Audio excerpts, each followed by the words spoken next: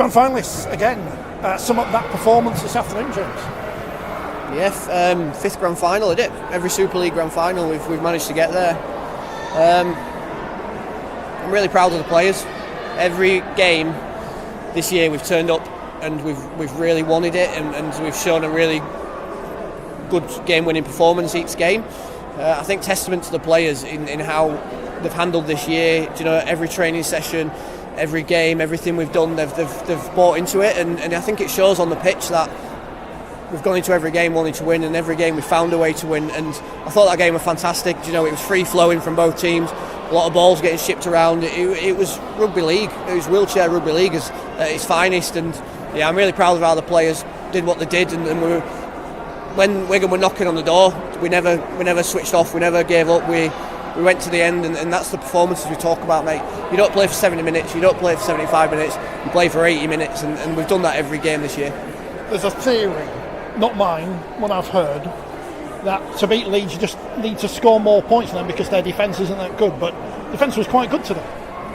It has to be. It has to be. All the games are close, and I feel like defence is the hardest thing that you need to work on, and it can come good at the right time, and if the right players are out there, they're connected, they're communicating, you defend well, and today we did that. I feel like in league games there can be a tendency sometimes to maybe drop off because you don't have much on the line. You have we can go again next week, we've got another team, whereas in a knockout game like this you have to defend from minute go, and the players did that, and there's some really good defensive performances from individual players and the players collectively, and mate, I'm proud of every single one of them for what they've done this year.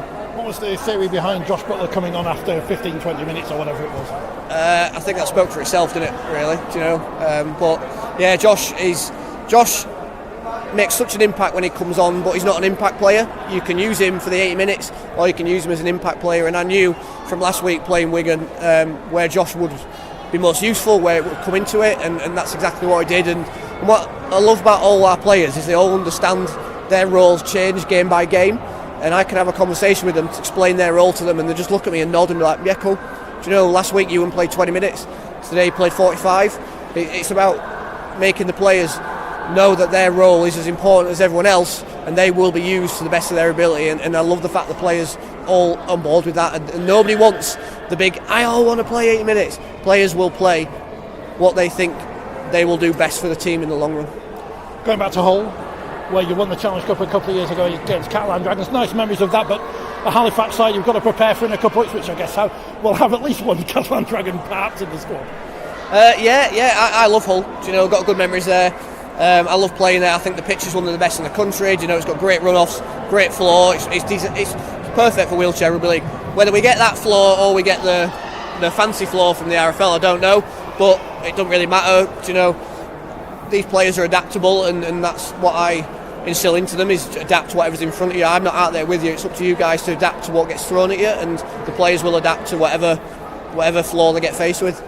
Great noise here this afternoon. I guess you want as many of those to go over to Hull and more, if possible, in a couple of weeks. Yeah, I tried to count, and I think I got 148 or something fans, and pretty much most of them were Leeds fans. And mate, if we can get that 150 fan base and we can get more people to Hull, I mean, we're in Yorkshire. You don't have to cross the Pennines and go over that way. But yeah, if we can get a lot of fans there in Rhino shirts, just supporting the team, giving it a lot of noise, it means a lot to the players, and the players notice it as well, and I think it shows such a connection with the men's team and the women's team when fans do come support us, give up their time.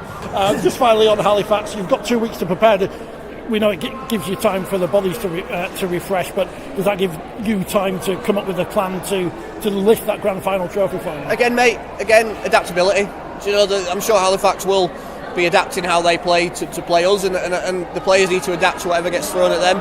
We could spend 2 weeks coming up with a really solid structured game plan, and it could fall apart in the first minute. So I'll just be keeping what I've been doing all year, making the players adaptable, making the players ready to face whatever's in front of them. And yeah, mate, 2 weeks, it gives us, I think the most important thing, like you said, it gives the players time to recover and get rid of all those bumps and bruises that can take a week to go.